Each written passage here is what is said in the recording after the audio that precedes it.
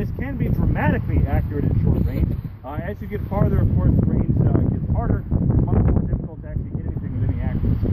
Now, luckily for the soldiers up here, they never were expected to fire cannons in anger. In fact, this fort was only attacked one time in June of 1763. At that point, they actually had no time to arm or fire their cannons in defense at all. So for the most part, they were firing these guns for salute purposes. They're firing them to welcome influential fur traders, native chiefs. They're firing them to celebrate holidays like the birthday of King George III. So one of the same things we fire cannons and salutes for today, they were doing back in the 18th century as well. And again, that doesn't mean you have to fire a whole lot of cannonballs into the lake. Probably pretty lucky for the soldiers up here because we only had about 2 to 5 men of the Royal Artillery at any point up here at the fort. So we weren't really, probably wouldn't be hitting anything even at a quarter of a mile range. Now, the loading process for a gun like this, if we're firing it in combat, can take as many as 15 men to man the crew. Jim and I can do just about everything that we need to do with just the 2 of us. The very first thing we have to do, though, to make sure that it's safe to load, is clean out the gun. I'm going to thumb stall. I'm going to be in the back here covering up the touch hole. Well, Jim starts cleaning the gun out from the ball and there's only 2 holes in this entire gun. One of them comes with my hand here, and the one in the front where the cannonball comes out. We need to clean it out. The first tool we use is called a wad hook, basically a large corkscrew. Run that down the cannon barrel and try to grab out the solid debris that's left in there from the last shot.